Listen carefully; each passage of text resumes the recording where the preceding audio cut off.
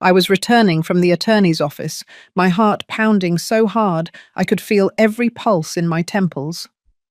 I was 71 years old, but at that moment, I felt alive in a way I hadn't in a very long time. I carried in my purse the most important documents of my life: 3 apartment units and a house facing the ocean. All mine.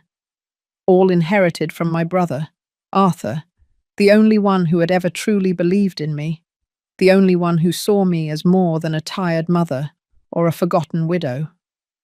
I walked slowly down the sidewalk, feeling the weight of the manila envelope against my side. I couldn't stop smiling.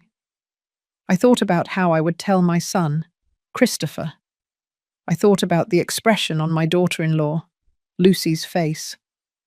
I imagined their hugs, their surprise, maybe even tears of joy. After so many years of living tight, counting every dollar, denying myself small luxuries just to avoid being a burden, I finally had something to offer them. Something big, something that would change our lives. The afternoon sun warmed my back as I climbed the front steps. The house smelled like fresh coffee. I heard voices in the living room. Christopher and Lucy were there. Perfect. I wouldn't have to wait to tell them. I could drop the news right there, watch their faces light up, feel that all the sacrifice of these years had been worth it. But then, just as I was about to turn the doorknob to the living room, I heard my name. It was Lucy's voice. Firm, clear, without the sweet tone she always used with me. I froze. I don't know why I did it. Maybe it was instinct. Maybe it was that sixth sense women develop after decades of reading between the lines, of understanding what isn't said. I stayed there, on the other side of the slightly open door, holding my breath. What I heard next sliced through me like a knife. Lucy was speaking in that business voice of hers, the one I had only heard when she was on the phone with her friends or her mother, never with me. With me, it was always honey and feigned patience. I already spoke with Dr. Thompson, she said. He confirmed that with 2 more evaluations we can get the certificate. He says it's easy. At her age, any forgetfulness can be documented as cognitive decline. I felt the floor shift beneath my feet. Christopher replied, "My son, my only child. The boy I carried, raised, and defended against everyone and everything." "And are you sure there won't be any legal problems?" he asked. "None," she answered with a chilling certainty. "Once we have guardianship, we can sell this house, liquidate her accounts, and no one can say anything. She'll be well taken care of in the facility. Visits on the weekends if you want. But the reality is, we can't keep going like this, Christopher. We've been carrying her for years." Carrying her. Carrying me. I leaned against the wall because my legs wouldn't hold me up. The manila envelope was burning against my side. 3 apartment units, a house facing the ocean, and they were planning to lock me up, declare me incompetent, and steal everything from me. "I don't know, Lucy," Christopher said, and for a second, a miserable, pathetic second, I felt hope. "She's my mother." "Exactly, she's your mother, and she's consuming everything we have. How much longer are we going to wait? Your debts aren't going to pay themselves. The business is bankrupt. We need liquidity now, not in 5 years when she finally—" She didn't finish the sentence. It wasn't necessary. "Dr. Thompson said we can start the process next week," Lucy continued. "I already have the forms. We just need your signature and hers. But that's easy. We'll tell her it's for a health insurance update or something. She signs everything you put in front of her." She was right. I had signed everything they had asked me to over the past few years. I trusted them. I trusted them blindly. "And how much do you estimate we can get for the house?" Christopher asked. Lucy sighed, as if they were finally getting to the important part. The realtor said between $250,000 and $300,000, depending on how fast we want to sell. If we wait a bit, maybe more. But I say we sell fast. Between that and what she has saved, we can get rid of all the debts and still have enough left over to invest in the new project. What about her? I already told you. The assisted living facility costs $2,000 a month. We can pay for years with what we get. She'll be fine. Better than here, in fact. She'll have people around all day. Activities. Professional care. $2,000 a month. They were appraising me, calculating how long they could keep me locked up before my own money ran out. I don't know if I can do that to her, Christopher murmured. But his voice no longer held conviction. It was just a conscience check, a final resistance before giving in completely. Christopher, sweetie, listen to me, Lucy said. And now her voice was soft, enveloping, the voice she used to manipulate him too. Your mother has lived her life. She had her marriage, she had her son, she had her good years. Now it's our turn. We have a right to live without this burden, and she'll be fine. I promise you. Silence, a long, thick, unbearable silence. And then my son's voice. All right, do it, but fast. I don't want this to drag out. Something inside me shattered at that moment. It wasn't dramatic. There were no immediate tears and internal screams. It was something deeper, more definitive. It was like watching the final piece fall from a building that had been collapsing for a long time, only I had been refusing to see it. I stood there, on the other side of the door, clutching the envelope to my chest. Inside were the documents for 3 apartment units and a house facing the ocean. A fortune they didn't know existed. A fortune my brother Arthur, in his infinite wisdom, had left me with a single condition written in his letter. Ophelia, don't tell anyone until you're sure who deserves to know. Now I understood why.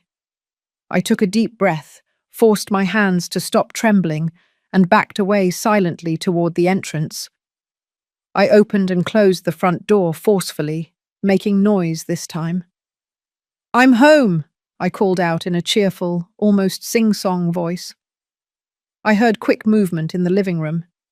When I walked in, Christopher and Lucy were sitting on the couch, smiling. He had his cell phone in his hand. She was holding a coffee cup, the perfect image of a quiet family afternoon. Hi, Mum, Christopher said, standing up to kiss my forehead. How did it go? Fine, son, I replied, tucking the envelope into my handbag before they could see it. Just some insurance paperwork, nothing important. Lucy smiled. That smile I could now see for exactly what it was. Do you want some coffee, Ophelia? I just made a fresh pot. Yes, honey. Thank you. I sat down in my usual chair and watched them move around the kitchen. I observed every gesture, every look they exchanged. Everything made sense now.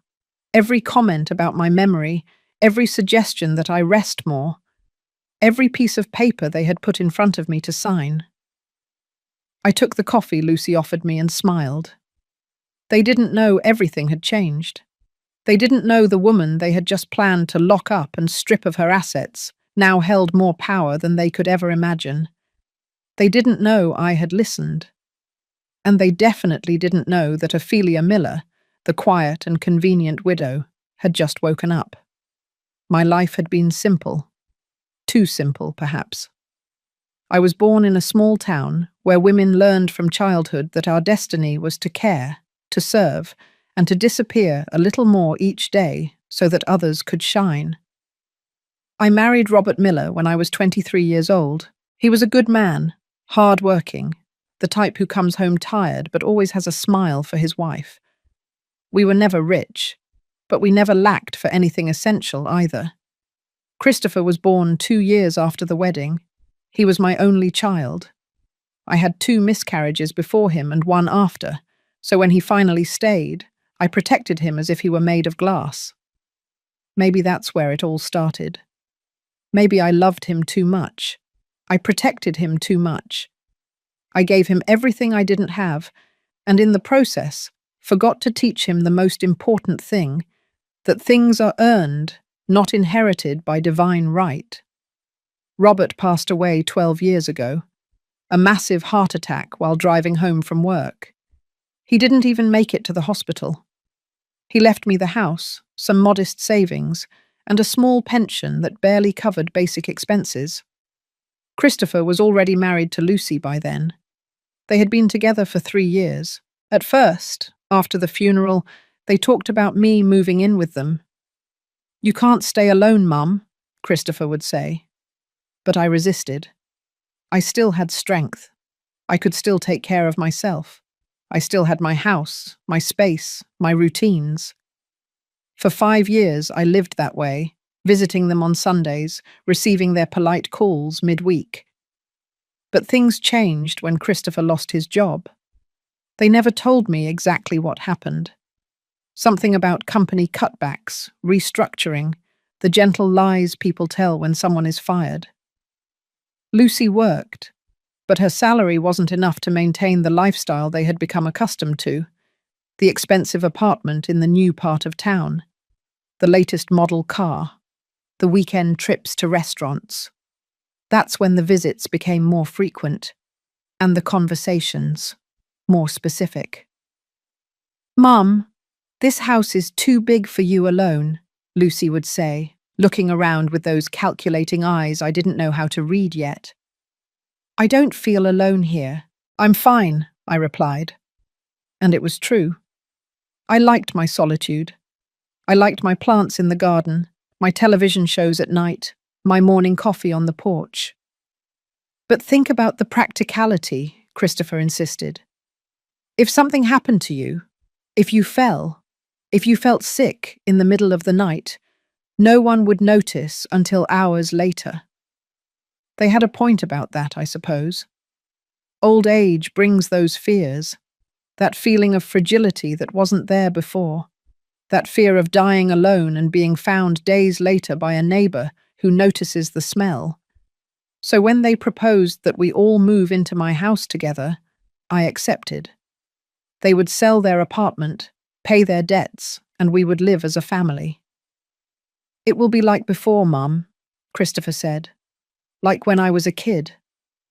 But it wasn't like before. From day one, things were different. Lucy reorganized the whole house to make it more functional, she said. My furniture ended up in the basement, my paintings replaced by hers, my kitchen redesigned to her tastes. Little by little, my house stopped being mine. Meals were no longer family moments but quick transactions. Christopher ate, looking at his cell phone. Lucy talked on the phone with her friends. I sat in silence, feeling more invisible at my own table every day. The comments started, small at first, almost imperceptible. "Ophelia, did you already put salt in this? Because it tastes like you did it twice." "Mum, do you remember asking me to buy milk? We bought 3 cartons this week because you keep asking." "Ophelia, you left the water running again. You have to be more careful." Each comment was a seed of doubt planted in my head. Was I forgetting things? Was I losing my memory? I started to question myself, to write everything down, to double-check everything I did. And while I shrank, they grew. Christopher spent hours locked in what used to be Robert's sewing room, now converted into his office. He talked about new businesses, investments, opportunities, but I never saw any money come in. I only saw my savings begin to disappear. "Mom, I need to borrow $2,000, Christopher would say. "It's for the business. I'll pay you back next month." He never paid me back. "Ophelia, can you help us with the electricity bill this month? We're a little tight." Lucy would ask with that soft voice I now knew was pure manipulation. I always helped. I always said yes. Because he was my son, because they were my family, because mothers sacrifice, right? That's what we were taught. My pension of $1,200 a month vanished in 3 weeks. The $30,000 Robert had left me turned into $20,000, then $15,000, then $8,000. I kept track in a notebook hidden in my room, adding up every loan that was never repaid, every favor that turned into an obligation. But I told myself it was fine. That's what family was for. That Christopher was going through a tough time, and I had to support him like I always had. Lucy was more subtle, but more constant. She always had a suggestion. She always had a comment wrapped in concern. Ophelia, don't you think you should see a doctor? I've noticed you're more forgetful. Maybe we should put the accounts in Christopher's name, just in case something happens to you. It's safer. Why don't you give me your debit card? I can do the shopping. That way you don't have to go out in the cold. Every suggestion was a small surrender. Every surrender made me smaller, more dependent, more invisible. And I accepted everything because I thought it was love. I thought they were taking care of me. How foolish I was. My friends started to disappear from my life, not because I wanted them to, but because every time I planned to see them, something more important came up. Mum, I need you to stay home today because the internet technician is coming. Ophelia, you'd better not go out today. It's raining and you might catch a cold. Until they stopped calling. Until I stopped trying myself. I convinced myself that at my age, I no longer needed friends. That my family was enough. My brother Arthur came to visit me every 2 months. He lived in New York City, 3 hours away. He was a successful man, the owner of several businesses, but he never married or had children. I was his only close family, and he was the only person who saw what I refused to see. Ophelia, that boy is using you, he'd tell me, looking at me intently with those grey eyes we inherited from our mother. And that woman is worse. They're draining you, sister. Don't say that, Arthur. Christopher is my son. That's exactly why I'm telling you, because I know you. Because I know you're capable of disappearing completely just so he can be okay. But I didn't listen to him. I didn't want to listen to him, because listening meant accepting that I had failed as a mother, that I had raised a man capable of exploiting his own mother. The last time Arthur came, 4 months ago, he had a fierce argument with Christopher. I was in the kitchen, but I heard everything. You're stealing from your mother, Arthur said bluntly. She gives me the money because she wants to, Christopher replied. She gives it to you because you manipulate her, because you make her feel that if she doesn't help you, she's a bad mother. You have no right to come into my house and insult me. This isn't your house. It's your mother's house. And if you had an ounce of shame, you would be helping her instead of bleeding her dry. Christopher threw him out, and I, cowardly as always, said nothing. I let my son kick out my brother.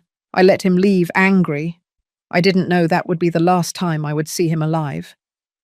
Arthur died 2 months ago. A cerebral aneurysm. Quick, painless, they told me. I went to the funeral alone. Christopher said he had an important meeting. Lucy said someone had to stay to watch the house. At the funeral, Arthur's attorney handed me a letter. Mr. Arthur left instructions that you receive this in person, he told me. Arthur's letter was burning in my hands as I returned from the funeral. It was a thick, white envelope, sealed with red wax like in old movies. On the front, in my brother's firm, slanted handwriting, it simply read, "For Ophelia, read alone." I waited until night. Christopher and Lucy had gone out to dinner with friends.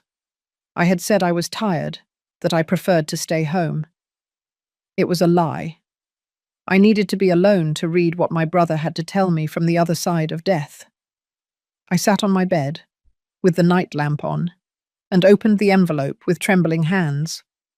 Inside were two things: a multi-page handwritten letter and a folded legal document. I started with the letter. My dearest Ophelia, if you are reading this, it means my time has finally come. Don't mourn for me. I lived well. I lived my way. And I leave knowing I did the right thing by leaving you what I am going to leave you. But before you read on, I need you to understand something. What is in that legal document? Do not tell anyone. No one, Ophelia. Not even Christopher. Especially not Christopher. I paused. My heart was beating hard. I kept reading. I know it hurts to hear this from your own brother, but that boy is not the child you raised. I don't know when he went wrong, whether it was when you spoiled him too much, or when he chose to marry that viper of a wife. But the truth is, your son is a weak, greedy man capable of anything for money. And she is worse. She is the brain behind everything. He is just the instrument. Tears began to fall onto the paper, smudging the ink, but I continued. Over these last few years, I have watched you slowly disappear. Every time I came to visit you, you were a little smaller, a little quieter, a little more absent. And those two grew in your space like weeds. I've watched you give them money you didn't have, sign papers you didn't understand, give up things that were rightfully yours. And the worst part is that I've watched you convince yourself that this was love. I put my hand over my mouth to stifle a sob. But love is not what they are giving you, sister. Love is what you give them without receiving anything in return except crumbs of attention and mountains of manipulation. I tried to open your eyes. God knows I tried. But you're stubborn, Ophelia. You always were. So I decided to do something different. I decided to protect you even from yourself. I unfolded the legal document with trembling hands. It was a will, Arthur's will. And as I read it, the world stopped. My brother had left me everything: 3 apartment units in the most exclusive part of the city, each valued at approximately $150,000.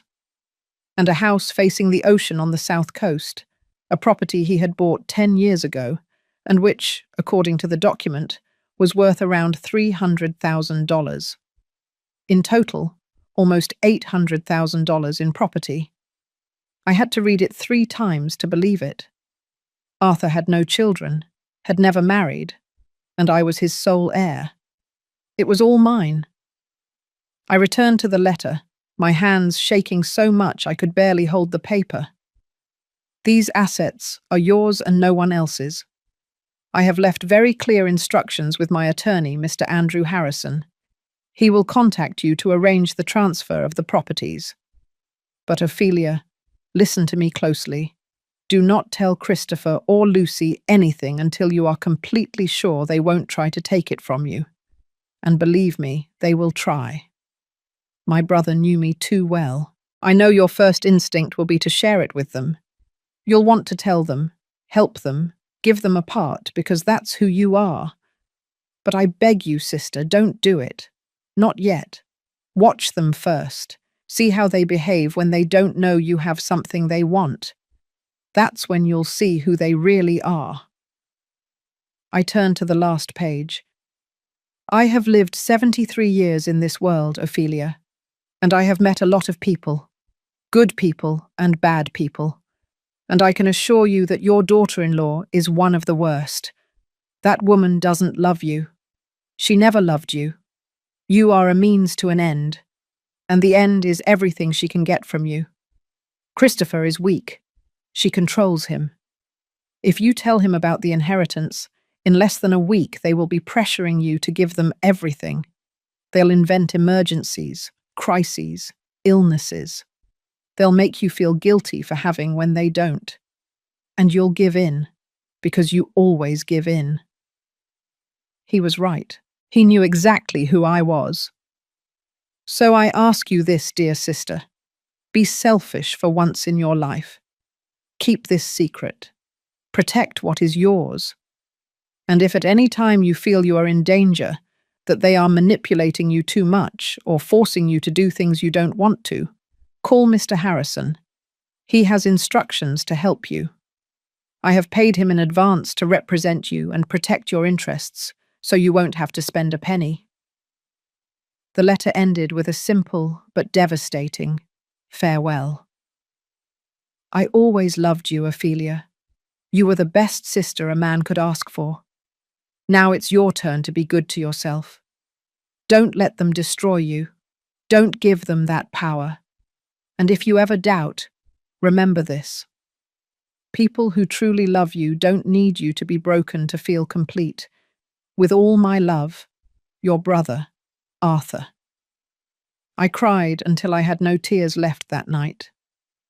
I cried for my brother, for his absence, for his unconditional love. I cried for myself, for all the years I spent shrinking so that others could grow.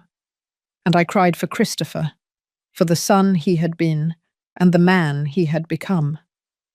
The next day, I called Mr. Andrew Harrison. He was a man in his 50s, with a calm voice and formal manners. He scheduled an appointment for the following Tuesday in his office. Mr. Arthur was very clear in his instructions, Mrs. Miller, he said, as we reviewed the documents. These properties are yours without any condition. The apartment units are currently rented, generating a total monthly income of approximately $4,500. That money has been accumulating in an account since Mr. Arthur's passing. There is already close to $9,000 available. I couldn't speak. I just nodded as he continued. The beach house is unoccupied. Your brother used it occasionally, but it is in perfect condition. It is fully furnished, utilities are current, and it's ready for you to live in whenever you wish. And what do I have to do? I finally asked. Nothing, Ma'am. Just sign the transfer documents before a notary public. The process takes approximately 2 weeks. After that, everything will officially be in your name. And no one can take it from me? Mr. Harrison looked at me intently. No one, Mrs. Miller. These properties are yours by testamentary right. No one can claim them, sell them, or dispose of them without your express and notarized consent. Your brother made sure of that. It was then that I told him everything. I don't know why I did it. Maybe because I needed to say it out loud. Maybe because I saw in his eyes an understanding I couldn't find in my own home. I told him about Christopher, about Lucy, about the disappearing money, about the comments concerning my memory, about how I felt increasingly smaller in my own life. He listened without interrupting. When I finished, he nodded slowly. Your brother warned me that something like this might be happening, he said. That is why he was so specific in his instructions. Mrs. Miller, I cannot tell you what to do with your family, but I can tell you this. If at any moment you feel you are being pressured to sign something, to give your consent to something, or if you feel you are at risk in any way, call me. Any hour. I will protect your interests. It is what I promised your brother. He gave me his business card. I put it in the safest place I could think of, inside my bra. We signed the papers that day. Mr. Harrison explained that in 2 weeks I would have to return for the final signing before a notary public, and that on that day everything would be official.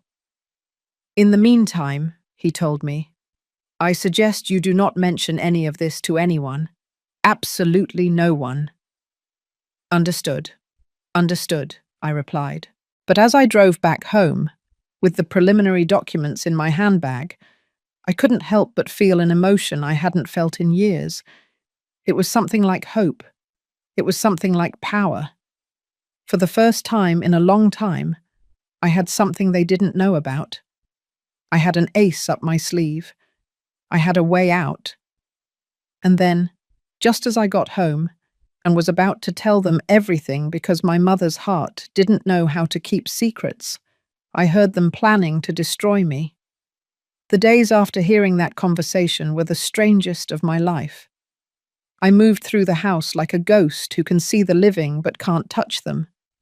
I smiled when I should smile. I nodded when I should nod.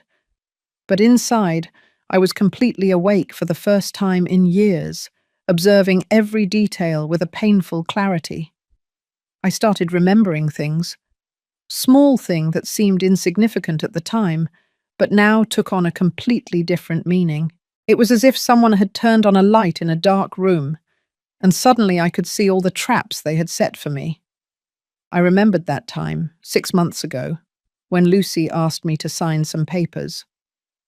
"It's to update the home insurance, Ophelia," she had said, with that sweet smile that I could now see for what it was. A mask. "Just your signature here and here." I had signed without reading. I trusted her. I trusted that she had my best interests in mind. Now I wondered what the hell I had signed that day. I remembered when Christopher convinced me to put his name on my bank account. "It's in case something happens to you, Mum. That way I can access your funds to pay for your medication or whatever you need. It's just a precaution." A precaution. Sure, a precaution for him, not for me. Since that day, my account had started draining faster. I remembered the doctor's visits Lucy had arranged last year. Just a routine checkup. "Ophelia, at your age, it's important to have checkups." The doctor had asked me strange questions. About my memory. About whether I forgot things. About whether I got confused. I had answered honestly, mentioning small, normal forgetfulness for anyone 71 years old. But now I realized they were building a file. They were documenting every little slip-up to use it against me. I remembered when they started isolating me from my friends. It wasn't abrupt. It was gradual, almost imperceptible. First, it was Caroline, my lifelong friend. We had planned to have lunch on a Tuesday. I was ready, waiting in the living room, when Lucy arrived with a worried expression. "Ophelia," Caroline called. "She says she has to cancel. Apparently her daughter is sick." I believed her. I sent Caroline a message wishing her well. She replied, confused. "What are you talking about, Ophelia? I waited for you at the restaurant for 2 hours. Did you forget our date?" When I showed the message to Lucy, she denied telling me anything. "Maybe you got confused, Ophelia. Maybe you dreamed I told you." And I, God forgive me, started to doubt myself. I started to think that maybe I had gotten confused. Then it was Linda. Then Harriet. One by one, my friends disappeared from my life, each time with a different excuse, each time leaving me more isolated, more dependent on Christopher and Lucy. I remembered the day I wanted to go to the bank alone. Lucy insisted on accompanying me. "The area is dangerous, Ophelia. I don't want anything to happen to you." At the bank, she spoke for me. She made the transactions. I just signed where they told me. The teller didn't even look me in the eye. To him, I was an invisible old woman, and my daughter-in-law was the one who really mattered. I remembered the conversations where Christopher would mention his debts. Never directly, always in conversations with Lucy that I just happened to overhear. "I don't know how we're going to pay this. The creditors are pressuring us. If we don't get the money soon, we're going to lose everything." And I, predictable as the sunrise, would always offer help. "I have some savings, son. We can use that." Now I realized those conversations were not accidental. I was meant to hear them. It was theatre designed to manipulate my maternal guilt, to make me feel that if I didn't rescue them, I would be responsible for their ruin. I remembered when they started talking about retirement communities. They didn't call them that, of course. They called them communities for older adults or assisted living residences. Lucy would leave colourful brochures on the dining room table. "Look how nice, Ophelia. They have activities, 24-hour nurses, people your age. You wouldn't be alone." She said it as if it were a gift, as if they were offering me a permanent vacation. Christopher supported the idea with subtle comments. "You get bored here, Mum. In those places you would have people to talk to, things to do." What they really meant was, in those places you would be out of the way and we would have your house. I remembered last week, when Lucy prepared a special tea for me. "It's to help you sleep better, Ophelia. I've noticed you're tired lately." I drank that tea without suspecting anything. That night, I slept for almost 12 hours straight. The next day, I was groggy, confused. Lucy took the opportunity to comment. "See? That's how you are lately. Disoriented. Maybe we should talk to the doctor." Now I wondered what the hell she had put in that tea. All these memories hit me like waves. Each one was a small betrayal, and all together they formed a meticulous plan to empty me out, declare me incompetent, and take everything that was mine. But they didn't know 3 fundamental things. First, I had listened. I knew exactly what they were planning to do. Second, I had properties worth almost $800,000 that they didn't even know existed. Third, Ophelia Miller had just woken up, and a woman of 71, who survived poverty, widowhood, loneliness, and years of silent manipulation, is much stronger than anyone could imagine. That night, while they slept, I took an old notebook from my bedside table drawer. It was a notebook Robert had given me years ago, with worn leather covers. I had never used it. Now it had the perfect purpose. On the first page, I wrote, "The Defense Diary of Ophelia Miller," and I started writing everything down, every date, every suspicious conversation, every paper they had made me sign, every time they had isolated me from my friends, every comment about my memory, every strange visit to the doctor, everything. I also wrote down the name and number for Mr. Andrew Harrison, the details of my inheritance, the important dates, the final signing before the notary was scheduled for 10 days from now. I had to survive those 10 days without raising suspicion. The next day, I called Caroline from a payphone. I couldn't use my cell phone. Christopher had insisted on configuring it better for me a few months ago. Now I suspected he had access to all my calls and messages. "Ophelia, where have you been?" Caroline asked with a worried voice. "I've tried calling you, but your daughter-in-law always says you're resting or not feeling well." "Caroline, I need you to listen to me and not tell anyone about this," I told her. And I told her everything, every word I had heard, every piece of the plan. There was a long silence on the other end of the line. "Ophelia, you have to get out of that house," she finally said. "Those people are dangerous." "I know, but I can't yet. I have to wait for a legal matter to be resolved. 10 more days. I just need to hold on for 10 days. What if in those 10 days they make you sign something? What if they take you to the doctor and manage to have you declared incompetent? I'm not signing anything else, and if they try to take me to the doctor, I'm going to refuse. I'll make a scene if necessary." Caroline sighed. "You have my number. Anything, any hour, you call me. And if in 2 days I don't hear from you, I'm coming to that house and I'm going to create the biggest scandal you've ever seen." "Thank you, Caroline. You're the only friend I have left." "I was always your friend, Ophelia. I was the one who stopped insisting. I should have realized what was happening." When I hung up, I felt a weight lift from my chest. Someone else knew. Someone else was watching. I was no longer completely alone. That afternoon, Lucy found me in the kitchen preparing coffee. "Ophelia, we need to talk," she said, with that serious tone she used when she wanted something to sound important. "Tell me, honey." "Christopher and I are worried about you. We've noticed you've been very distracted lately. You forget things. You get confused. I took a deep breath. It was time to act. Really? I hadn't noticed, I replied softly, looking directly into her eyes.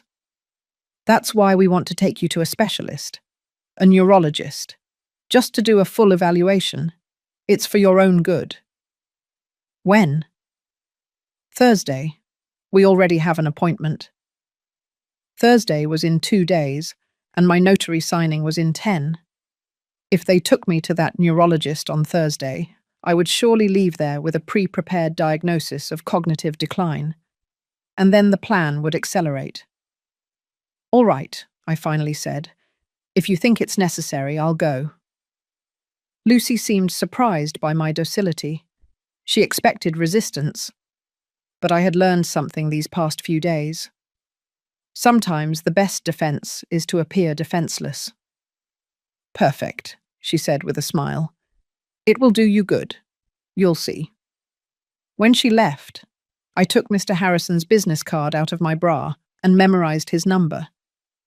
In 2 days, early on Thursday, before they took me to that neurologist, I was going to make a call that would change everything. On Wednesday night, I heard the conversation that confirmed all my suspicions and snapped the last thread of hope I had left. It was late. I was in my room, but I couldn't sleep. There was something in the air, an electrical tension that kept me alert. I heard Christopher and Lucy come up the stairs, speaking in low voices. They passed my door and continued to their room at the end of the hall. I got up barefoot and walked silently until I was close to their door. It was slightly ajar. I could hear every word with crystal clarity. Tomorrow is the day, Lucy said with a determined voice. Dr. Thompson has everything ready. He's going to diagnose moderate senile dementia with a recommendation for immediate institutionalization. What if she refuses? Christopher asked. She won't refuse. We're going to give her the sedative in her breakfast, as we agreed. By the time we get to the office, she'll be disoriented enough for the diagnosis to be credible. The doctor will ask the questions. She'll fail the answers. And that's it. We have the certificate. I felt my blood run cold. And how much is this going to cost us? Christopher asked. $5,000. We'll pay it with the money we take out of her account as soon as we have guardianship. I've already spoken with the attorney. Once we have the medical certificate and your signature as the only son, we can process the guardianship in less than a week. Then comes the good part. How much do you estimate we can get with everything? Lucy paused. I imagined her doing mental calculations. The house is easily worth $300,000, maybe more if we wait a bit, but I say we sell fast. She still has about $6,000 in her account. Her pension is $1,200 a month. If we institutionalize her, that pension passes to us as guardians. The assisted living facility costs $2,000 monthly, but with what we get from the house, we can pay for 3 years in there and still have about $250,000 clean for us. $250,000, Christopher repeated. And in his voice there was something that broke my heart. It was relief. It was happiness. My own son was happy, thinking about locking me up and stealing from me. With that, we pay off all the debts, invest in the new business, and finally we can live the life we deserve, Lucy continued, without having to take care of an old woman who is more useless every day. What if someone asks questions? What if one of her friends gets involved? Lucy laughed. It was a cold, calculating laugh. What friends? We pushed them all away months ago. She has no one. Her brother is dead. There are no close relatives. We are all she has. And when she's institutionalized, we control who visits her and who doesn't. If someone asks, we show the medical certificate and explain that, unfortunately, her condition worsened and she needed professional care. Period. It sounds too easy. It's because it is easy, Christopher.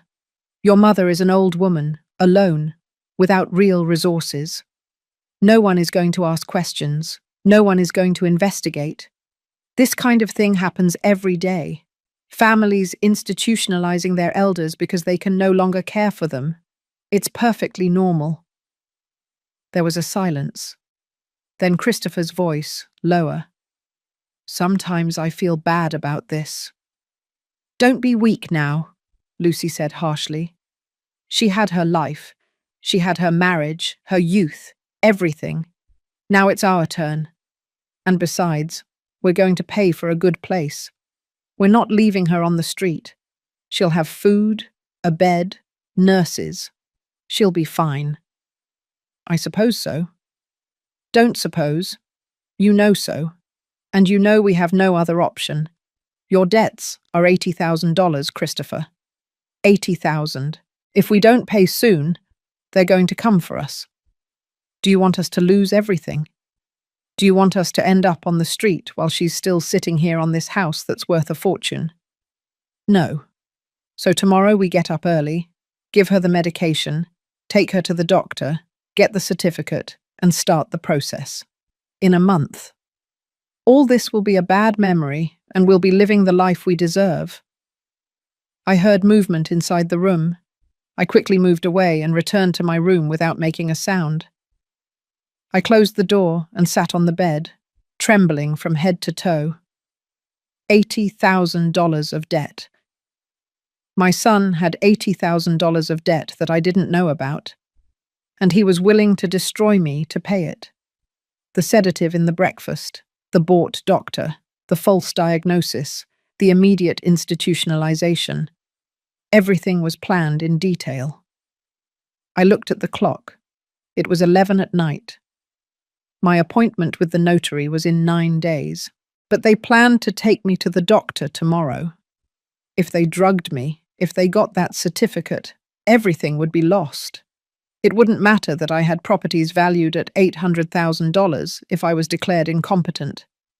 Christopher, as the only son, would become my legal guardian, and a guardian has access to everything. I had to act now. I couldn't wait 9 more days. I took Mr. Harrison's business card out of my bra. I dialed his number on my cell phone. It was late, but he had told me to call him at any hour if I was in danger. He answered on the 4th ring. His voice was sleepy, but alert. Mr. Harrison, this is Ophelia Miller. I apologize for the hour, but I'm in danger. Tomorrow they are going to drug me and take me to a bought doctor to get a dementia certificate. I need your help. There was a brief pause, then his voice, completely awake. Mrs. Miller, listen to me carefully. Can you leave your house right now without them noticing? I think so. They are asleep. Do it. Take only the essentials. ID, your cards, some clothes, nothing else. Go out the front door and walk 2 blocks to the avenue. There. Take a taxi and tell him to take you to the Central Hotel, downtown. I will meet you there in 1 hour. Can you do that? Yes. Good. Don't go back for anything. Don't leave notes. Don't tell anyone. Just leave. I'll see you in 1 hour. I hung up and looked around my room. 71 years of life and everything I truly needed fit into a small overnight bag. I put in my ID, my bank card, some underwear, a sweater, the preliminary inheritance documents the attorney had given me, the notebook where I had been writing everything down, and the few photos I had of Robert and Christopher when he was a child. The Christopher who was, not the one who is now. I got dressed in silence. Dark pants, comfortable blouse, flat shoes. I took the $1,200 in cash I had hidden in a shoebox in my closet. It was what was left of my pension for this month. I opened my bedroom door slowly. The hallway was dark and silent.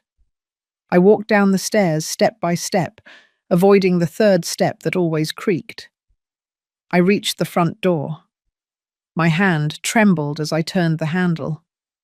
Before leaving, I looked back one last time. This had been my home for more than 20 years. The house where Robert and I grew old together. The house where I raised Christopher. The house they now wanted to steal from me. I walked out and closed the door without making a sound. The night air was cold and clean. I walked fast, almost running, the 2 blocks to the avenue. A taxi passed and I flagged it down. "To the Central Hotel, please." As the taxi moved through the empty streets, I looked out the window and saw my old life moving away. The woman I had been, the one who always gave in, the one who always forgave, the one who always made herself small. That woman stayed behind. The woman in that taxi was different. She was a woman who had just chosen herself for the first time in 71 years. And there was no turning back. Mr. Andrew Harrison was waiting for me in the lobby of the Central Hotel when I arrived. It was almost midnight, but he was impeccable, in a dark suit and carrying a briefcase as if it were noon. He greeted me with a nod and guided me to a discreet corner where we could talk without being overheard. "Mrs. Miller, you did the right thing by leaving that house," he said without preamble. "But now we have to act fast. First thing tomorrow morning, when they discover you're gone, they're going to start looking for you. They'll call hospitals, the police, they'll fake concern. We have to get ahead of them." "What do you suggest?" "First, we are going to protect your assets immediately. We cannot wait 9 more days for the notary signing. I'm going to make some calls and arrange an emergency appointment for tomorrow morning. The properties need to be in your name as soon as possible." I nodded, unable to speak, relief and fear mixed in my chest. "Second, I need you to tell me everything you have signed in the last few months. Every document, no matter how insignificant it seems." For the next hour, I told him everything. The papers for the supposed home insurance, the authorization for Christopher to manage my bank account, the medical forms, the evaluations with the doctor, everything. The attorney took notes with an increasingly serious expression. "This is worse than I thought," he finally said. "They have been building a case against you for months. But something works in your favor. You left before they got the definitive medical certificate. Without that document, they cannot proceed with the guardianship. And now that you are under my legal protection, any attempt to declare you incompetent will have to go through me. Can they force me to return?" "No. You are an adult with full legal capacity. You have the right to live wherever you want. But we have to be strategic. Tomorrow they will report your disappearance. They will say you are disoriented, that you suffer from dementia, that you may be in danger.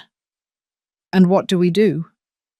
You are going to go to the police station, voluntarily, and declare that you are well, that you left your home by conscious decision, and that you do not wish to return.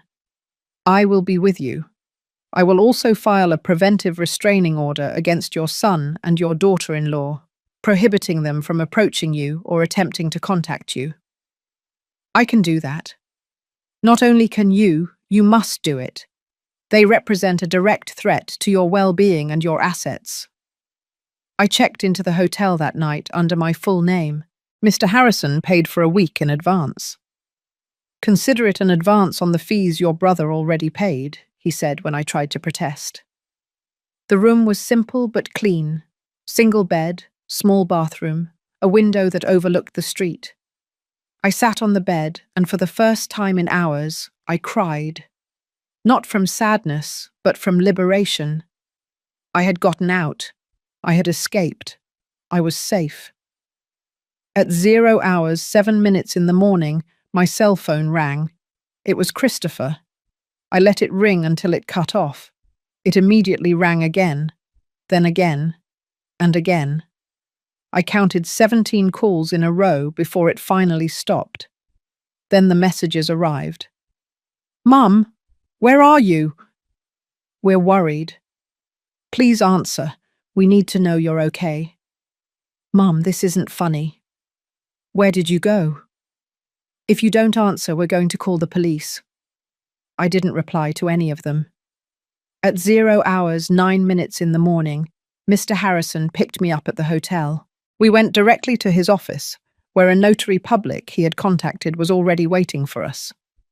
In less than 2 hours, all the documents were signed, sealed, and registered. The 3 apartment units and the beach house were officially in my name. No one could touch them. No one could sell them. They were mine and mine alone. Now comes the important part, the attorney said. We are going to go to the police station and you are going to make an official statement. At the police station, a female officer attended to us. Her name was Joanna Evans, and she had a direct gaze that made me feel safe. I told her everything. Every detail of the plan I had overheard. The drugs they planned to give me. The bought doctor. The forced institutionalization. Everything. She listened without interrupting, taking notes. When I finished, she looked at me for a long time. Mrs. Miller, are you declaring under oath that your son and daughter-in-law planned to drug you and obtain a false medical diagnosis to declare you incompetent and seize your assets? Yes. And are you in full use of your mental faculties at this moment? Completely. Do you wish to return to your home? No, never. The officer nodded and continued writing. Then she looked at Mr. Harrison. You are going to proceed legally, he replied. We are going to request a restraining order, and we are evaluating filing criminal charges for attempted fraud and elder abuse. Good. The lady's statement will be recorded. If her family comes to report her disappearance, we will inform them that she is well and does not wish for contact. Anything else? That is all for now. Thank you, officer. When we left the police station, I felt stronger. Every step I took moved me away from the victim I had been, and closer to the woman I needed to be. And now what? I asked. Now we wait, the attorney said. They will try to find you. They will call hospitals. Maybe they will hire a private investigator. But you are legally protected. And in the meantime, we are going to organize your finances. Over the next few days, Mr. Harrison became more than my attorney. He became my ally, my protector, the only person I could completely trust. He helped me open a new bank account at a different bank. We transferred all my funds there, out of Christopher's reach.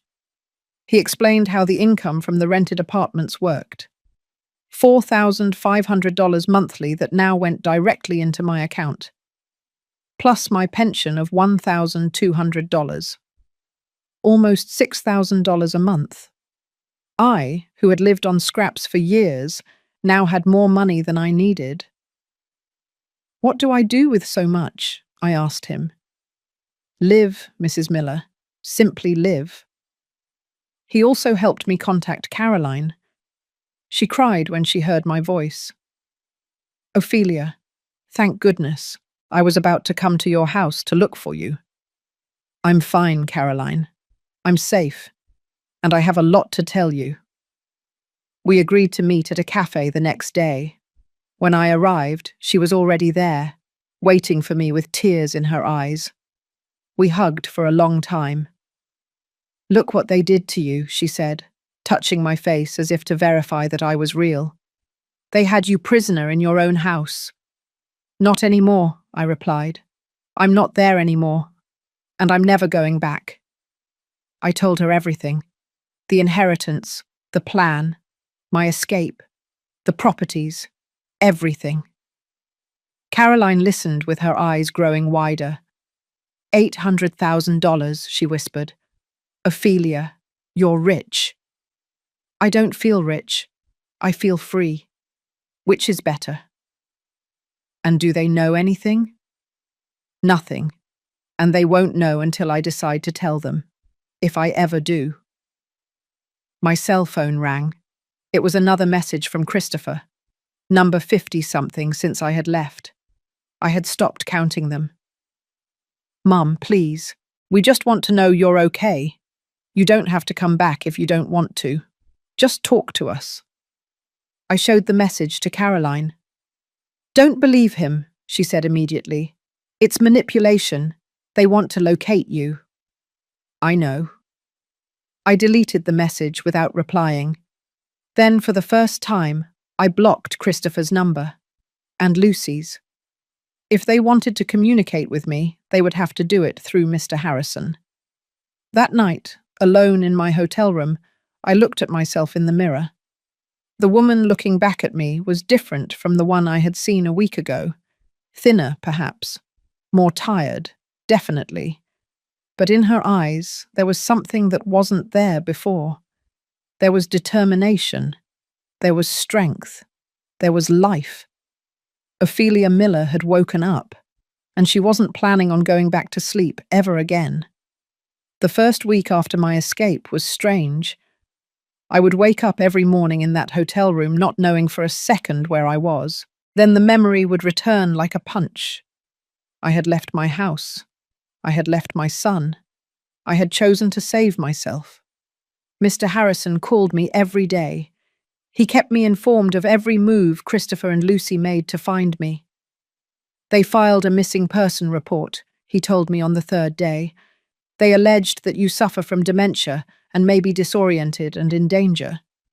The police informed them that you had already made a voluntary statement and that you are well. They didn't give them any more information." "And what did they say?" "Your son insisted. He wanted to speak with superiors. He threatened to get attorneys. But Officer Evans was very clear. You are an adult with full legal capacity, and you have a right to your privacy. They have no right to know where you are." "Do they think I'll come back?" "Probably, or at least they hope to tire you out enough so that you let your guard down." He was right. The attempts to contact me intensified. Since I had blocked their numbers, they started using other methods. They called the hotel. The receptionist informed me that a man claiming to be my son had asked for me. She, following Mr. Harrison's instructions, denied that I was there. They contacted Caroline. She called me immediately. "Ophelia, your daughter-in-law just called me. She told me you were sick, that you left confused, that they need to find you to take you to the doctor. I told her I didn't know anything about you." "Thank you, Caroline." She also said something strange. She said that when they find you, they'll make sure you get the appropriate treatment. She said it in a voice that gave me chills. The appropriate treatment. Institutionalization. Drugs. Total control. "They won't find me," I assured her. "I'm protected." But at night, alone in that hotel room, fear would visit me. What if they found me? What if they managed to trick a judge? What if they managed to have me declared incompetent somehow? Mr. Harrison noticed my anxiety. "Mrs. Miller, I think it's time for you to move to a more permanent place," he told me one afternoon. "The hotel is fine temporarily, but you need a home." "Where?" "The beach house, the one your brother left you. It's ready to be occupied. It has furniture, utilities, everything. And most importantly, it's 4 hours away from here. Your son doesn't know it exists. You can start over there, in peace." The idea both terrified and excited me. Starting over at 71.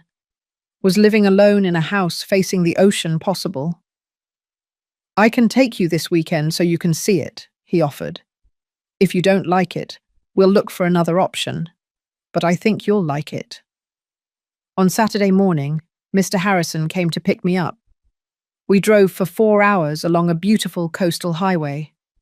I looked at the ocean through the window and felt something close to hope. The house was in a small town called Peaceful Bay. Arthur had bought it 10 years ago as a weekend retreat. It was a 2-story building, painted white with large windows that overlooked the sea.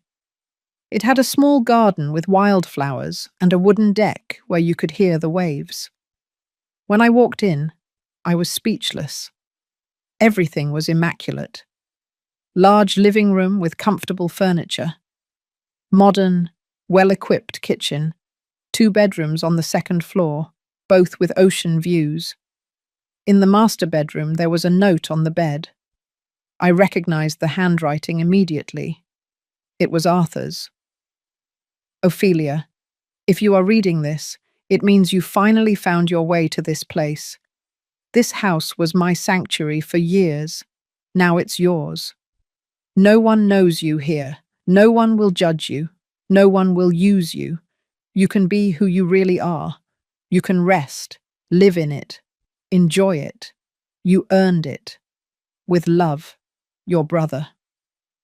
I cried, holding that note. Arthur had thought of everything, even this, even giving me a place to hide, to heal, to become myself again. What do you think? Mr. Harrison asked from the doorway. I think my brother was wiser than I gave him credit for, I replied. Are you moving in? Yes. We returned to the city that afternoon. During the following week, the attorney helped me organize everything. I hired a small moving company to bring the few things I needed. New clothes, some books, basic household items. I didn't want to take anything from my old life. Nothing that reminded me of that small, frightened woman I had been. Caroline insisted on accompanying me on the day of the move. You're not going to move 4 hours away alone without me knowing exactly where you are, she said with that firm voice that allowed no argument. I gave her the address and the house's landline number. But don't give it to anyone else, I begged her. Not dead. The day I left the hotel, Christopher and Lucy made their last desperate attempt. They hired a private investigator who managed to track me down to the Central Hotel. When he arrived asking for me, I was already gone. Mr. Harrison called me to inform me. They are escalating, he said. The investigator went to the bank where you had your previous account. They discovered you closed the account and transferred the funds, but they couldn't track where. They also came to my office. I told them that if they wanted to communicate with you, they had to do it in writing and I would deliver the message. And they did. Yes, they sent a letter. What does it say? There was a pause. Do you want me to read it? Yes. The attorney cleared his throat and began reading in a neutral voice. Dear Mum, we don't understand why you did this. We only wanted to help you. We were worried about your health. If someone convinced you we had bad intentions, they are lying. We are your family. We love you. Please come home. We can forget all this and start over. Your loving son, Christopher. Silence. Mrs. Miller. I'm here. Do you want to respond?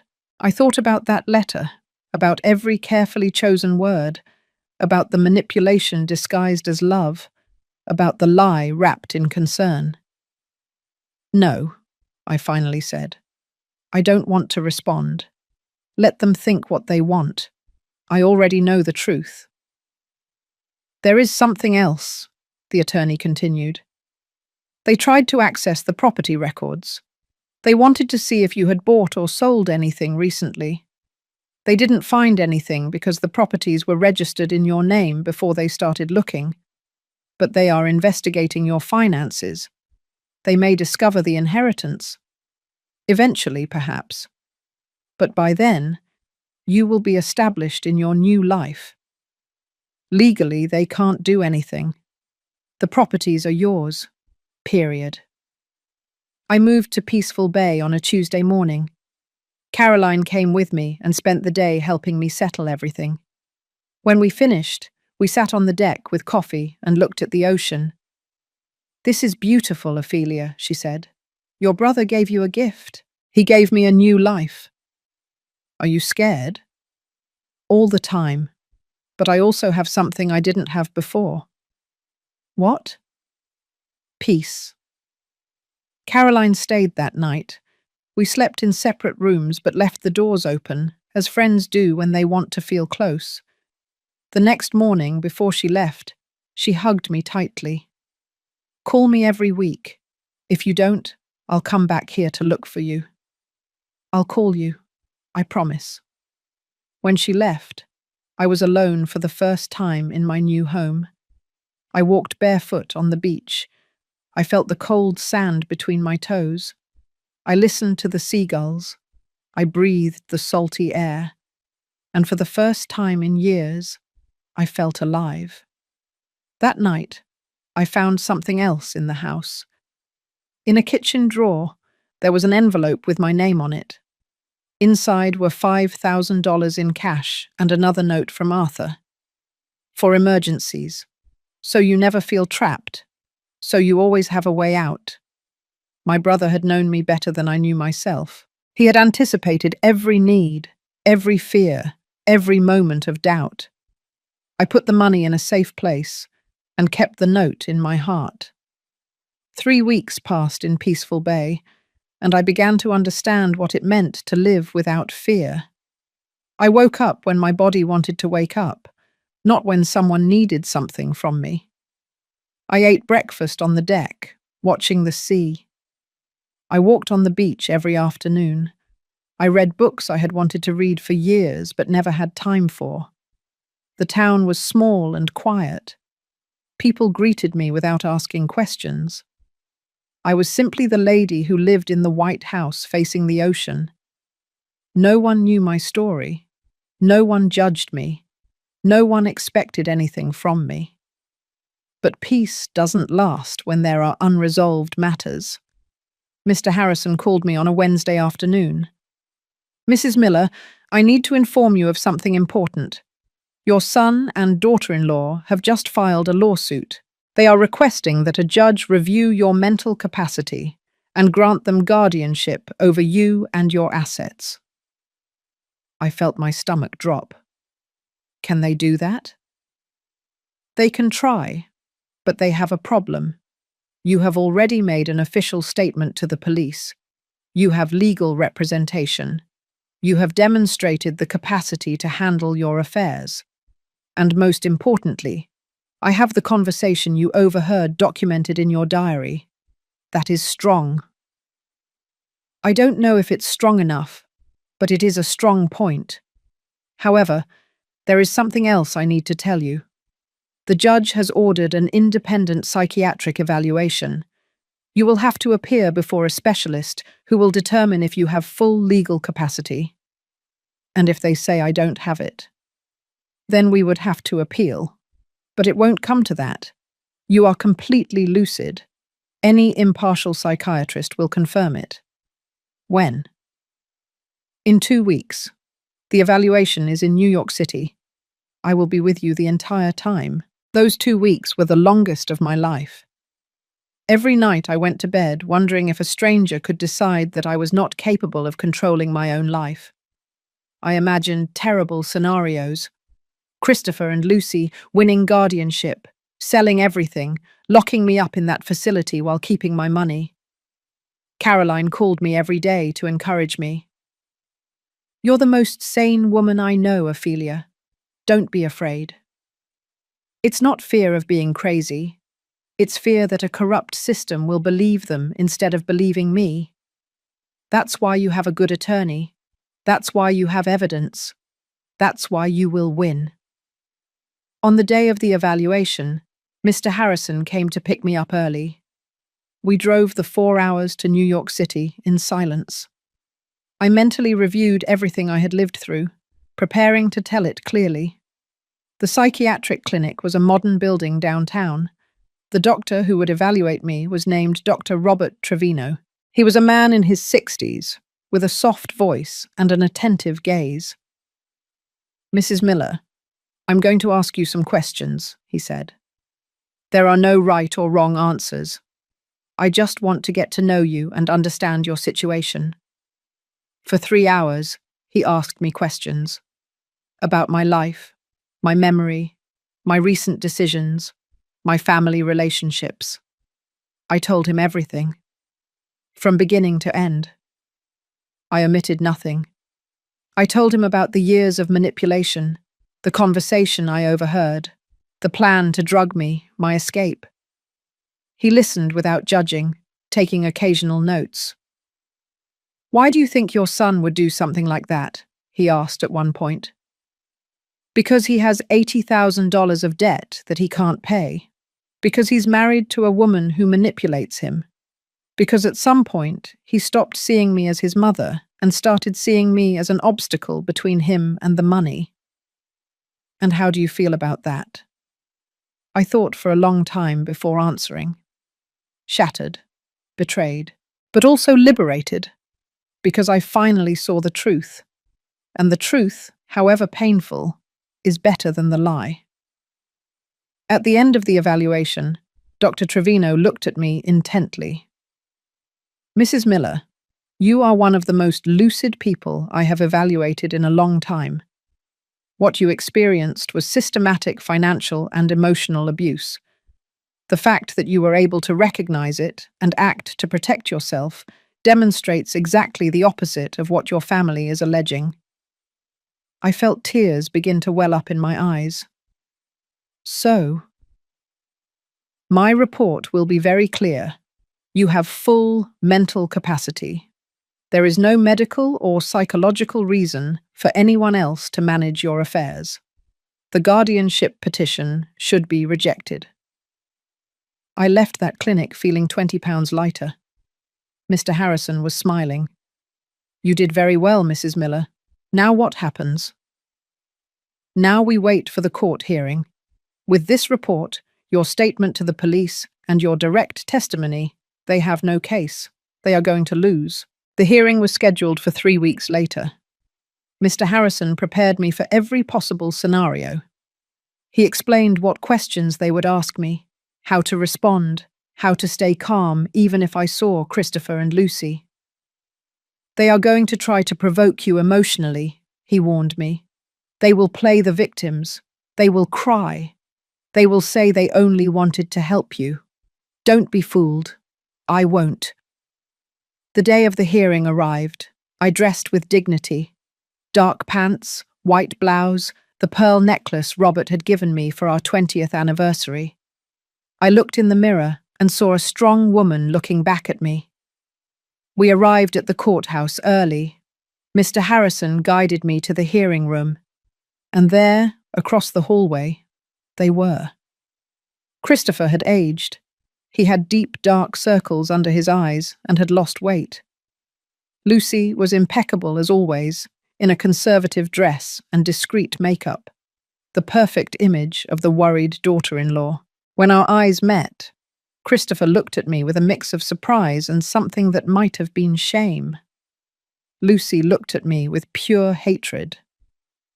"Mum," Christopher said, taking a step toward me. Mr. Harrison immediately stepped in front of me. "Mr. Miller, there is an order prohibiting direct contact. Please maintain your distance." "I just want to talk to my mother." "You can do so in the hearing, under the judge's supervision." We entered the room. The judge was a woman in her 50s, with a serious expression. Her name was Judge Lisa Thompson, and she had a reputation for being fair, but strict. Christopher and Lucy's attorney presented their case first.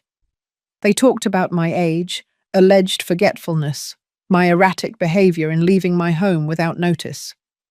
They presented testimonies from the doctor they were going to use to drug me, who declared that I showed signs of cognitive decline. They presented the papers they had made me sign as evidence of my confusion.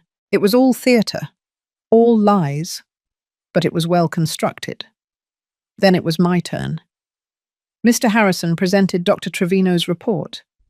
He presented my statement to the police. He presented my diary, where I had documented every suspicious conversation, every manipulation, every sign of abuse. And then he called me to testify. I sat in front of the judge and told my story, in a clear and firm voice, without tears, without drama, just the facts. I heard my son and my daughter-in-law plan to drug me, get a false diagnosis, institutionalize me in an assisted living facility, and sell my house to pay his debts. It was not confusion. It was not paranoia. It was the truth.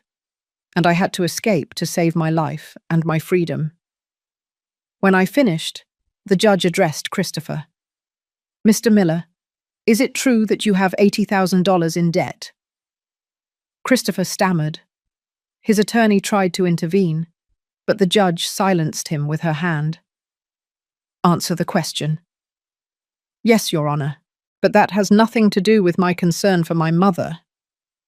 "And is it true that you plan to sell your mother's house to pay those debts?"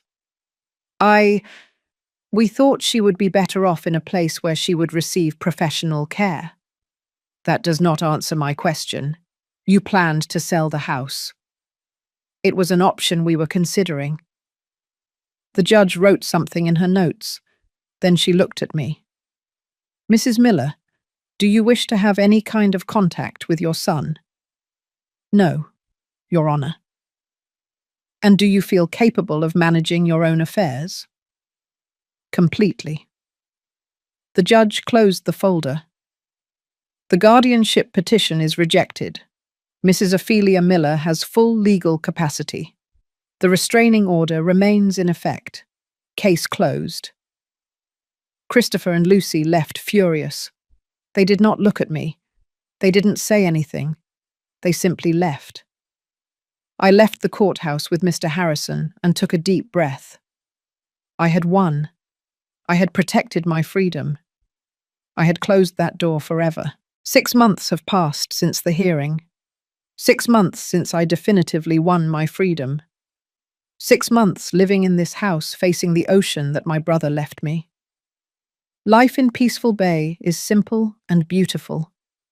I wake up to the sound of the waves. I eat breakfast on the deck. I walk on the beach every afternoon, feeling the sand beneath my feet and the wind on my face. I have met the neighbors, kind people who invite me for coffee, who tell me stories about the town, who don't ask about my past because they understand that everyone has the right to start over. Caroline visits me once a month. We sit on the deck, drink wine, and laugh like we haven't laughed in years. Sometimes she cries when she looks at me. "I can't believe everything you went through," she tells me. "And I can't believe how strong you are." I'm not strong. I'm just tired of being weak. The 3 apartment units I inherited continue to generate income. $4,500 monthly that are deposited into my account without me having to do anything. Added to my pension, I have more money than I ever dreamed of having. I don't spend it on luxuries. I spend it on peace, on books, on flowers for my garden, on occasional short trips with Caroline to nearby towns. Mr. Andrew Harrison became more than my attorney. He is my friend. He calls me every 2 weeks to make sure I'm all right. He helped me write a new, clear, and protected will. When I pass away, everything will go to organizations for the protection of older adults and shelters for victims of domestic abuse. Christopher will not receive a single cent. That was my decision, and I made it in peace. I haven't heard anything directly from Christopher and Lucy, but the attorney keeps me informed of what he finds out. After losing the guardianship lawsuit, they tried to appeal. The appeal was rejected. They spent thousands of dollars on attorneys for nothing. Christopher's debts grew. They had to sell their own apartment and move to a smaller one on the outskirts of the city. Lucy got an office job. Christopher works as a salesman in a store. They are living the life that always corresponded to them. A normal life, without stolen luxuries, without ill-gotten inheritance. Sometimes I wonder if Christopher thinks about me, if he regrets it. If he understands what he lost, not only in money, but in dignity, in love, in the possibility of having a mother in his final years. He probably blames me. He probably told everyone that I'm a crazy old woman who abandoned him, that I disinherited him for no reason, that I betrayed him. And that's fine. Let him think what he wants. I know the truth. And the truth is that I didn't abandon him. He abandoned me first. He abandoned me every time he chose money over me. He abandoned me when he planned to drug and institutionalize me. He abandoned me when he stopped seeing me as his mother and started seeing me as a resource to exploit. There are moments, I confess, when I feel sadness. Not for him, but for the boy he was. For that 5-year-old Christopher who ran to hug me when I got home from work. For that 10-year-old Christopher who drew me pictures at school. For that 15-year-old Christopher who still asked me for advice. That Christopher died a long time ago. Maybe he never really existed. Maybe he was always an illusion that I refused to let go of. But I've let him go. And in that letting go, I found something unexpected. I found myself. I discovered that Ophelia Miller is not just a mother, a widow, a victim. Ophelia Miller is a complete woman, a woman who has the right to be happy, a woman who can live for herself without feeling guilty. I've started doing things I always wanted to do but never allowed myself. I took painting classes at the community center in town. My paintings are terrible, but they make me happy. I joined a book club where women my age meet every week to discuss books. I adopted a cat that appeared in my garden one day. I named her Freedom. One afternoon, while I was painting on the deck, a young woman from the town approached me. Her name is Harriet Harrison. She is the attorney's niece and works as a social worker. "Mrs. Ophelia," she said timidly, "my uncle told me your story. I hope you don't mind." "I don't mind. I work with older adults in abusive situations, and I was wondering if you ever considered sharing your experience. There are so many women living what you lived, so many who don't know how to get out. Your story could help them." I thought about it for days. The idea scared me. Exposing my pain, my shame, my story to strangers. But then I remembered the years I spent feeling alone, believing I was the only one, thinking that maybe I was the problem. "It's all right," I finally told her. "I'll do it. Now, once a month, I go to the community center and talk to groups of older women. I tell them my story. I tell them they are not alone. I tell them that true love never makes you small. I tell them that it's never too late to choose themselves.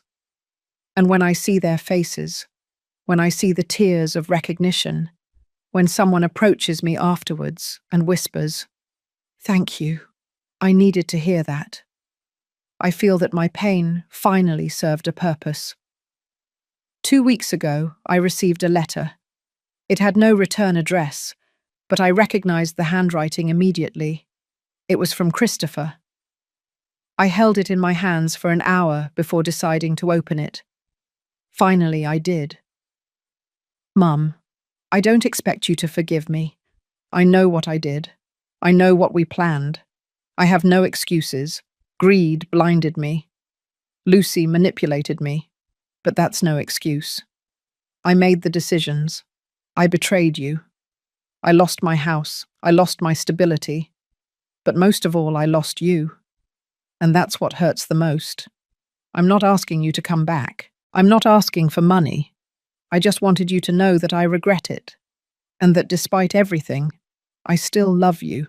Your son, Christopher." I read that letter 3 times. I searched every word for signs of manipulation, of hidden intentions, but I only found sadness. Maybe it was genuine. Maybe not. It no longer mattered. I wrote a short reply. "Christopher, I received your letter. Repentance is the first step toward redemption, but it doesn't erase what happened.